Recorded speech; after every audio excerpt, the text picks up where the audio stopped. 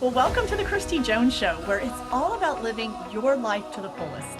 I'm a life coach, speaker, and business owner in multifamily real estate, and I've had wild success in multifamily housing for over 25 years now. I am so passionate about helping others merge their success and lead a fulfilling life, and I bring it all together right here on this podcast. So join me and let's get started to live your life to the fullest. Well, welcome back to the podcast. So glad you're here today. And today I'm jumping into part 2 on the conversation about aging well and longevity, hormone health, the things that I've learned. Now, last week I did part 1. I ended up originally going to make this one podcast episode. I had so much to share that it just made sense to divide this up into a 2-part series. So if you didn't catch last week, go to last week, listen to part 1, and it applies to both men and women. And it's all about aging, longevity, things that you can do. I talk a lot about hormone health, and these are things that I've learned through the process and through educating myself, and also things that I personally have done for myself. So go give part 1 a listen for sure. Now, today's part 2 of that conversation, and I'm going to specifically dive into perimenopause and menopause. So ladies, buckle up. You're going to love all the info that I'm sharing with you today.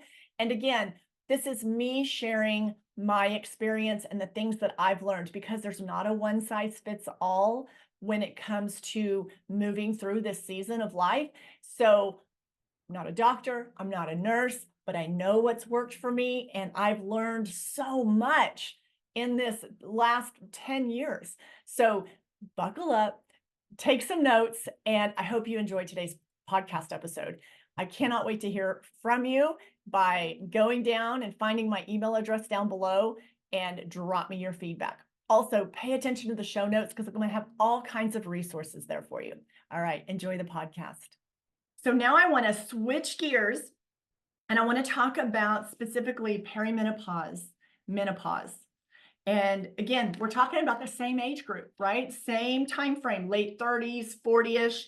And here's the thing, women, all women, there's 2 times that our bodies go through extreme shifts in hormones. If you are pregnant and you carry a baby and you've gone through that process, and then you have the baby, and then your body chemistry and all the things are shifting and adjusting, and all your body chemistry is I like to call it recalibrating. And so there's that time. And I feel like that in general, doctors and public health awareness that has really come so far and is so dialed in on that. And here's what I feel is the next frontier for that is the other time that if you're a woman and you have your parts, then you're going to go through perimenopause, menopause. And so why in the heck are we not educating our women and our medical professionals? Why are we not empowering women to better understand this guaranteed phase? I say guaranteed for most. That's, if you have the body parts and still have your ovaries and all the things. Sometimes people have early hysterectomies and there's onset for that in a different way. But I'm talking about if you haven't had a hysterectomy and or some medical situation, sometimes different cancer treatments and things can cause early perimenopause, early menopause. But let's say you've just kind of flowed through life, and you're at that time where it's in your late 30s, 40s, and here we go, perimenopause is coming on. So I want to be just screaming from the rooftops that, hey, this is normal. Hello, it's normal. And I think that we explain away a lot of different changes that our bodies feel and our brains feel. And even doctors, have you ever gone to the doctor and you've had all these weird things going on and they're like, we can't find anything wrong with you. You're like, I know, but this is happening and this is happening and this is happening. I mean, more and more I hear that sometimes finally women are getting to, whether it's functional medicine, sometimes it is traditional medicine, primary care, OBGYNs, things like that. So there is improvement there, that they're saying perimenopause. These are symptoms of perimenopause. So know that there's not like, I used to just think it was when I was going to have a hot flash, then I knew that that meant I was approaching menopause. Well, guess what? I never had a hot flash ever. But I had a list this long of all this other weird crap that was going on. Um, and then as I started digging into things and going to multiple doctors and not getting answers and all the things, finally stumbled upon some things that people that specialize in perimenopause, and I'm like, holy crap. Okay, that's me. That's me. That's me. That's me. Yep, that I do that too. Yep, that's happening. That's happening. So, which led me to, and I was okay. So, not that it matters, but just in case you're like, okay, what's your point of reference? Like, how old were you? I had a ton of symptoms, I would say, throughout my 40s.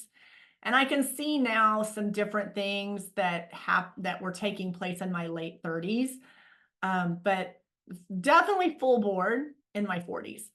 And then I want to say I was 48, 49. And I'm really kind of like, wow, I'm not having any change yet, because I mean, a lot of people, they were, and I was still everything's still regular, ladies, it's just us girls, but regular menstrual cycles and all that. So I'm like, well, I guess I'm not close to menopause at all. Well, finally, what I find out, and the nutritionist helped in understanding all of that, and a couple different doctors that I was seeing, I started understanding my hormone health a ton better. So as I started understanding the hormone levels, and then I started exploring my options. So I was already, nutrition had that reeled in. Fitness, that's something I've always enjoyed, fortunately. So it was just a matter of changing the type of workouts I did, and I got more benefit from, and thank God I listened to my trainer.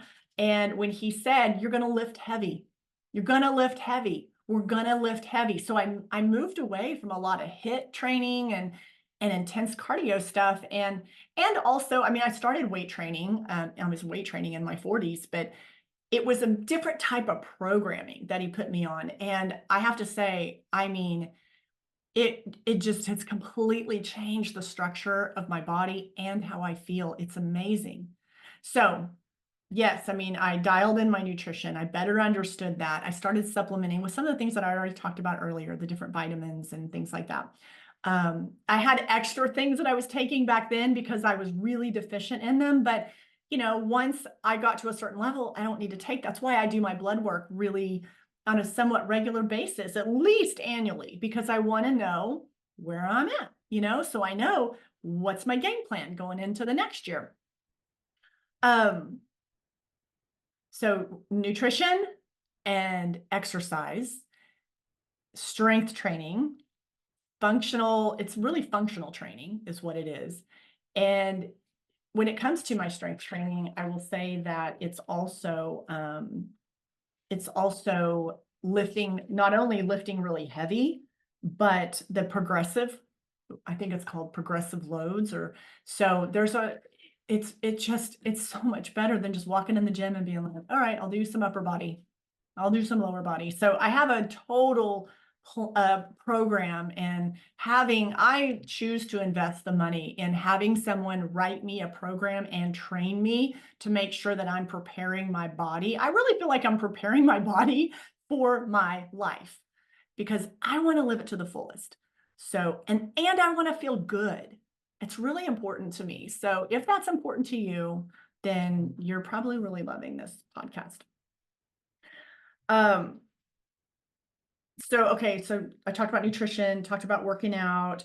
All right, so let's talk about hormones. And this is again, I lead with, you don't have to do this. You do not have to do this.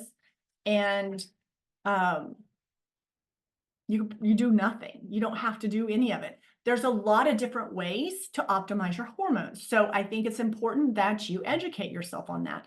There's different supplements, there's different nutritional things you can do. There's creams, there's all kinds of things. So you really need to, there's not a one size fits all plan. So know that, ladies. It's not like, oh, here's what you need to do, and this is what's best for everybody.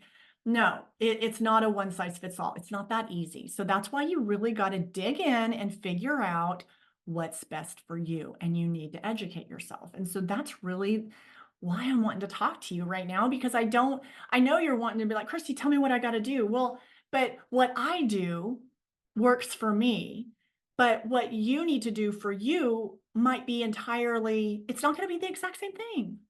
And you may not even want to do the things that I do. But when I started listening to other women that were like, hey, I'm doing this, and my doctor has me doing this, I was like, oh, that's interesting. Then I went and I researched it myself. Then I discussed it with my doctor. And I will tell you that originally my OBGYN totally blew me off. She was like, oh, no, hormone replacement therapy. She didn't have anything good to say about it. So that was fine. I think I got another opinion, and it was just kind of neutral. That one wasn't as like passionate about it, but it's pretty neutral. But not helpful, not like, hey, let me help you out. It was just like, yeah. And I think a lot of women hear that, they go to the doctor and they hear, yeah, it's just part of life, and you're like, I can't, okay, do I need to share with you the symptoms of perimenopause? Here's some. I mean, the list is so long, okay? So I'm not going to be able to cover all of them. I'm going to share what I experienced. Extreme brain fog, extreme cognitive function challenges, going from being a high-level professional working woman to struggling to do a to-do list, to like sitting at my desk going, okay, I've got some work to do. And this is right when I had switched. I was no longer running day-to-day operations at our multifamily housing company any longer. I was transitioning into the online space and a new business. And so I really need to be like sharp on starting something new. And I mean, and I've always been like what I consider a super high functioning, like I get a plan, I implement, I do. And I was just not functioning. My brain wasn't functioning. It was so freaking frustrating. And so the brain fog, the cognitive stuff, my body ached and I mean, yeah, I already worked out. Like I've always worked out. But so I know what it feels like when you're like sore from a particular workout, um, or your body's just tired. Like I know what that feels like. I got to a point where our bedroom is upstairs, and we were in California, and I was upstairs, and just walking down the stairs in the morning to go downstairs to get my glass of water, to make my coffee, it was like my body felt like I don't know, it felt like it was 95 years old. It's like my joints. I don't even know how to explain it. Um, it was weird. It was so weird. So that was super uncomfortable. And I would just push through. I would just like, well, I'm going to keep working out. I'm going to keep this, because it was different. It was just different. Because like I said, I know what it feels like to be sore from working out. And it wasn't that. There was all the body ache, extreme body ache. There was, what else? My libido was in the tube. Like it was the no fun zone for sure. What else? Your hair kind of gets thinner. It just feels different. I remember that. And what else? Skin gets a little drier. My skin was getting drier. I mean, I just wanted to bathe in like an olive oil or something. I don't know. I mean, I didn't, but I mean, I contemplated it. There was that. And then it was just, and then, I remember because I'm a pretty even, I mean, I know I get super animated and I get really excited, but on the anger side, I am not, I'm just a really like even kill type of person. I don't get angry easily. I'm not a real fiery, like, 0 from 10 type of person. I get real excited. I've always been like super like that.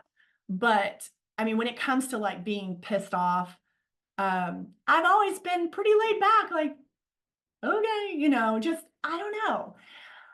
There was this time though, and this was honestly when I was like, something is really, really wrong. We were in California. My husband and I pulled into the garage. We get out of the car, normal, totally normal. We get out of the car, we go to the door that goes into the house, and as he hits the button on the wall that closes the garage door behind us, as he hit that, the garage door closing. Now, I know this is going to sound wacky town, okay? You might actually relate to this. Maybe I'm like scared to even tell you this because you'll be like, oh my God, that's psycho. But it also might make you feel better. So on with yourself, maybe you've had something similar. I don't know.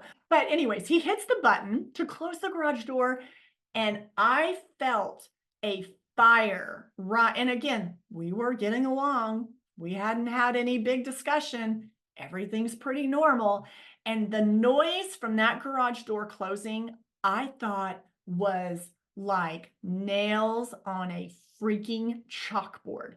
And I stood, it's like my body, I just like shook when he hits the button and the door made its going down. Now, you know what a garage door sounds like. It's pretty normal. That's what happened. And it sent me to a level 20 on, I was going to explode. I was furious. I felt like a fire come up my legs, through my body. And all I could think was, are you kidding me? Did you just make that noise? I was just, I didn't say a word. I was just walking behind him as we go in the house. And the whole time I am just like, I felt like I wanted to rip his head off his body. He didn't do anything. He closed the garage door, people. I was like, what in the, so by the time we go inside and we get in the living room, I'm thinking to myself, I feel like a crazy lady. What just happened? Why? What? That makes no sense. I've never felt that way or reacted that way. So give it like, I don't know, maybe we'd been home about an hour. And then I go out on our front patio. And at the time, our neighbor had his place for sale. And I didn't even know our neighbor. They never, because they don't live there full time. We don't live there full time. So like, I don't think I ever saw them the whole time that they lived there. And so but then like I see them and I'm like, my husband tells me, yeah, they're selling their place, blah, blah, blah. They close, someone's closing on it or buying it or whatever. I'm like, okay, cool. So I'm out front on my patio. In the meantime, which my patio is super cute. If you follow me on Instagram, I got cute cushions and pillows and my plants and it looks really cute. I mean, it's my little zen place, okay? He's out on his patio with a power washer and he is power washing. Well, I was in the house when he started, so I didn't know that. I had walked outside, so he saw me. I was out there, I was watering my plants. He hadn't started yet. I didn't know what he was going to do. And so I'm watering my plants. I'm just kind of tidying up. And then I go in the house. And then later I hear this noise. It's really loud. And I'm like, God, what is that noise? And so when I walk outside, he's power washing like the stucco on his house. And our patio's like meet like this. And all this power washing that he's doing has come over and I look at my cushions and they are soaked and they have all the crap, the grimy, I don't know, they were light colored. They were like a creamy color cushion. And now they had like black water crap all over them. Oh, you think that garage door sent me off the edge? Oh my goodness. I am not proud at all at how mad that made me. Again, I'm someone that has never, I don't do that. That is so not my norm. I walked in the house and my husband saw fire. He was probably terrified. He was like, I'm getting out of here. Like, I don't know what's going on with her today because this came out of nowhere. Anyways, I will spare you all the details because it can kind of get to be a long story. This is already a long story that you're probably either like laughing at or you're just like, oh my God, hope that doesn't happen to me. But anyways, I was so livid that he didn't at least say, hey, I'm going to power wash all this. You want to move your stuff or whatever? Because I had just seen him. And I just thought it was so rude. Now, at the end of the day, is that a big deal? No. Are those cushions replaceable? Yes. Is this like some big problem? No, it's not. It's really not. It's really not. It really doesn't justify being as irritated as I was. And let's just say I had a little conversation with him. And it was on like Donkey Kong. It was on. I'm sure he was shocked, but I was not a happy camper. And I would just, it was what it is. So anyways, after that, I realized what is going on. And that was because I felt like these moments of this whole emotional shift. That's when I was like, there is something going on. I've got to figure this out. Sure enough, when I did my hormone testing, why I didn't start with that, I don't know. But I think when I did start with it, they were fine, actually. I do remember that. But anyways, I immediately got in to see someone, and my numbers were so non-existent. It was ridiculous. All I remember, I don't remember what my estrogen was. I do remember my testosterone was like 12. Okay. That's nothing. No wonder I was exhausted. I look back at that and go, oh my God. So all of my numbers were just crazy town. I was definitely perimenopausal. I had I had so many really strong symptoms. So when I started, what I found as a solution for me, like I just said, there's so many options. So learn your options. But I really want to encourage you to not be scared of looking into hormone replacement therapy. So much scientific data there now. I know there was it had a bad rap in the 80s, I think, 90s, something like that. I don't know, 90, I don't know. I don't know. I didn't follow it back then. But I want to say it was in the 90s that stuff came out and doctors were like, hands off. So there's so much data that done in a certain way, in a way that you're monitoring things, that there's so many benefits to it. If you just go Google, and I'm going to actually in the show notes, I'll make a list of the different menopause hormone specialists, menopause doctors that know all the options. I'm going to put some of those in the show notes so you can go follow them. You can go to their websites. You can start to like dig into that yourself, okay? Because that's what I did. So, but with the hormone therapy, there's so many different options.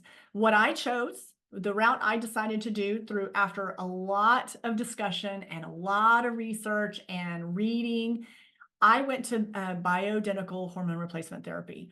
That has been golden for me. So for me, that includes estradiol, that includes testosterone, and that includes progesterone. And the progesterone is like a compounded pharmacy that comes from a pharmacy and there's so many great compounding places now. The one I use is in La Jolla, California, called Strive Pharmacy, and I really, really like them. I've had a lot of luck with what I've gotten from them. And then estradiol and testosterone is they make an incision on my hip and they put that, whatever dosages that works for me, they put that in there. And I get that done about every 3 months.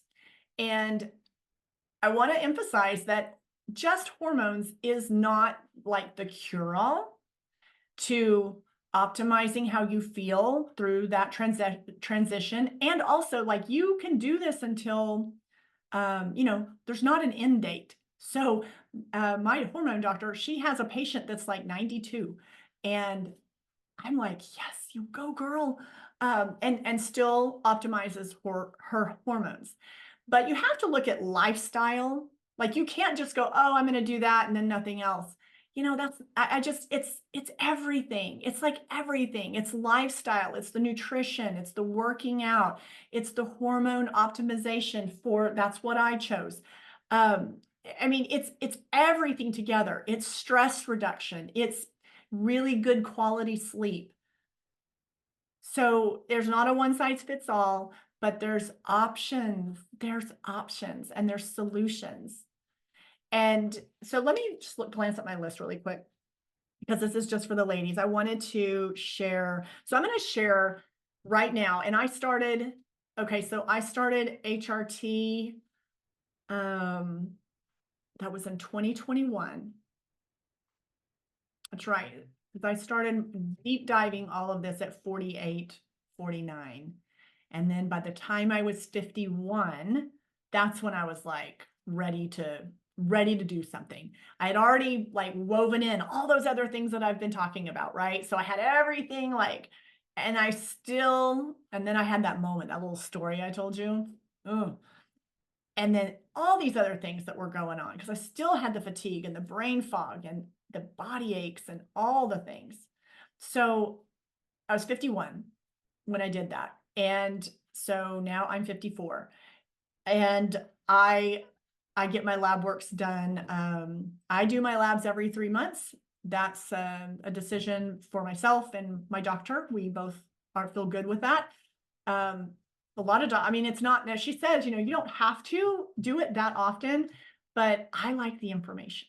I like the information and I like to know that information. So know that, like, that's just partly my choice that I do that and get my labs done on hormone health so often. So here's what I currently take. So I give you the time frame. This isn't necessarily what I used to do. This is what I do now. What am I, 3 years? 3 years in? 3 years in. And I have to say that I feel better now than I did in my 30s. I can't believe my energy, just how my body feels and how my brain feels and how the cognitive function, the calmness, the mood balance, all of it. It's crazy town. It's unreal. And I'm so grateful. Oh my God, so grateful. It makes my quality of life so great. And I want that for everybody.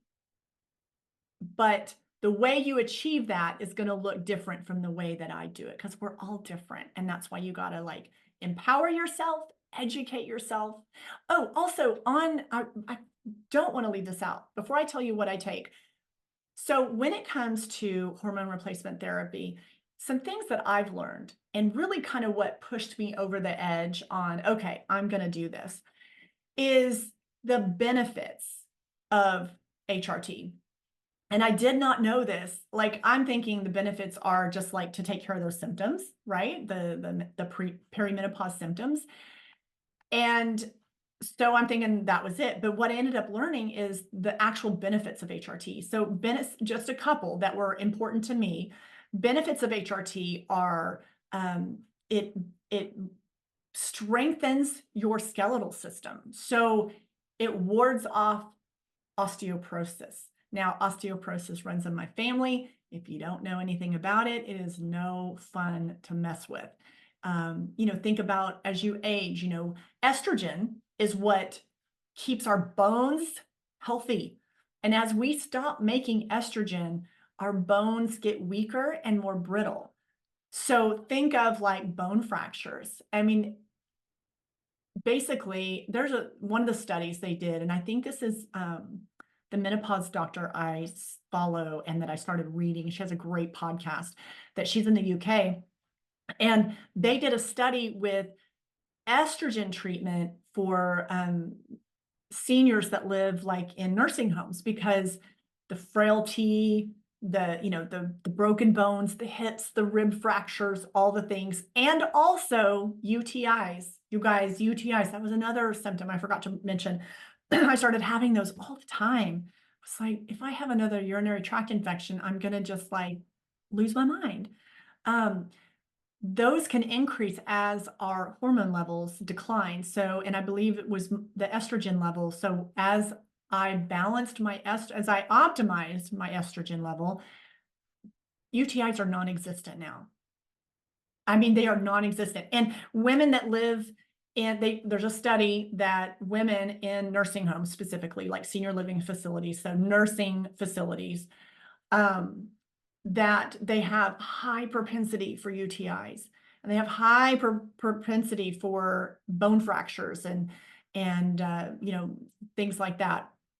And they did a study, and this was in the UK, and I guess it was like a trial, and they did this for a long period of time. They started implementing estrogen, and they had almost non-existent UTIs. They still had some because there's other factors that can play into why you get UTIs.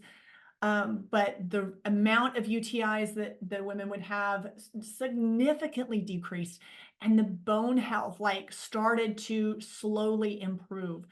And I just feel like, I know osteoporosis runs in my family, and it's really prevalent with women, more prevalent with women than men, but men can still have it.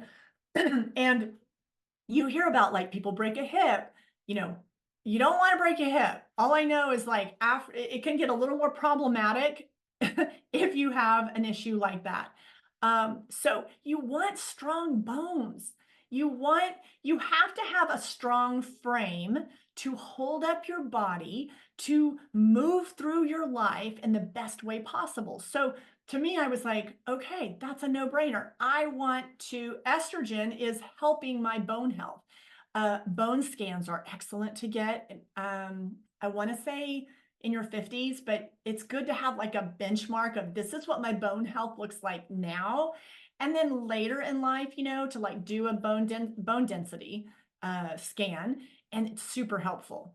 What they have found are women that do HRT and that have the estrogen, that their bone health, when they do these bone scans, their bone health looks so much better after they have the HRT. So that was really important to me. Another thing is with HRT is, and the role that hormones play, is cardiovascular health. Had no idea the effect that had on cardiovascular disease. So also women, cardiovascular disease, you see a rise in that around that time of menopause. And when you learn about the effects of hormones and our cardiovascular system, I was like, wow, it was just mind-blowing to me. So that's the other reason. I just see a lot of benefit in that for myself, for cardiovascular health. So those were two things that were kind of also deciding factors for me on why I wanted to do HRT. And also, with a little bit of testosterone. And I know people are like, oh, I don't want to do testosterone. It's this and this. Well, you already had it to begin with. So, I mean, and testosterone plays a vital role in a woman's body as well. And so when that gets really depleted, there's side effects to that and symptoms.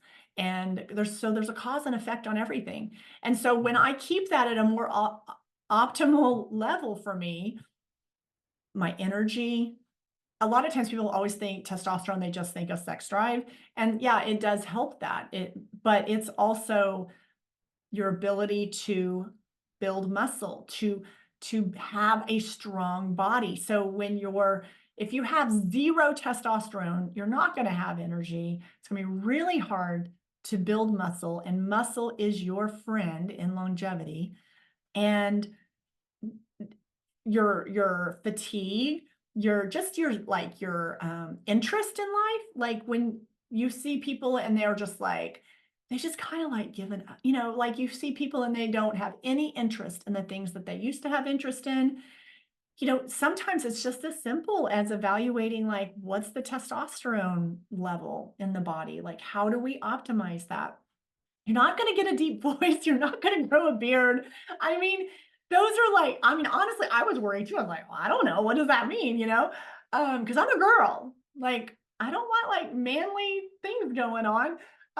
So I remember asking all those questions, and that's like, you've got to take so much testosterone, or I would, anyways, is what she said, for me to like, I don't have facial hair. Um, I'm not, I don't have like the deep man voice. What else did I worry about? Just, I don't know. I just, things, the typical things you hear about. And I was like, I don't want that. Like, I'm a girly girl. Like, I love being a woman. So, like, I'm not trying to be a dude. And she was like, no, no, no, no, no, no, don't worry. So, I mean, obviously, I'm sure that, I don't know. All I know is that I trust that, when she said that this is, probably the place for your body to land, and she listens to me too. Like, she asks, how do you feel? And are those symptoms going away?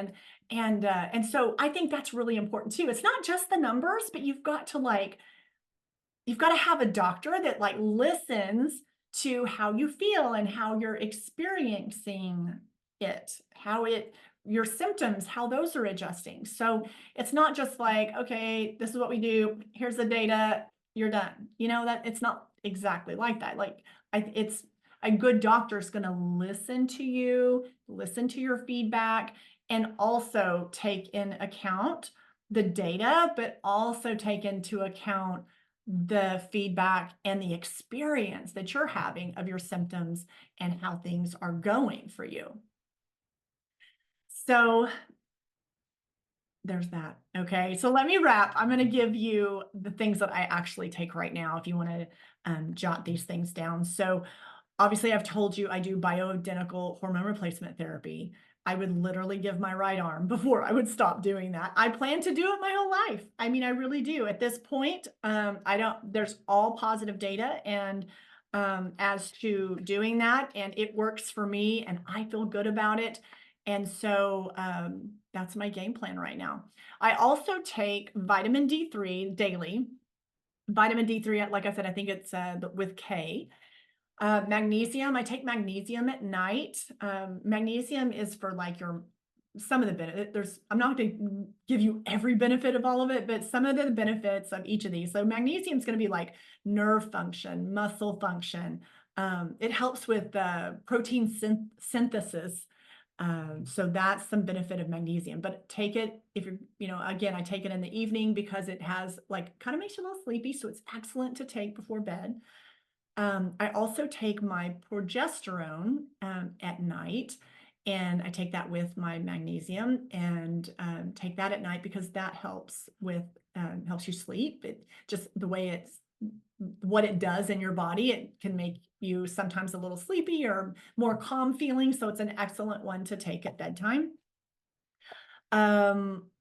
So with my supplementation with my hormone therapy, my doctor had me taking, it's called DIM, D-I-M, and it's a natural supplement.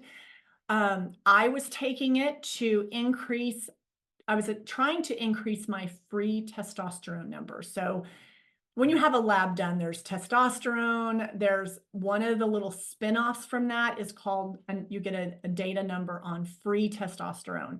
And so all what that blood lab work was telling me is how much free testosterone was in that blood vial the time I did the test. And we're trying to increase my free testosterone number because it's just kind of stagnant and just kind of hanging out at a number that she's like, I'd like to see that a little bit higher. So the DIM supplement has been helping with that. Another supplement, and I take that at night, with progesterone. And then ashwagandha is a supplement, natural supplement. Ashwagandha tea is really calming.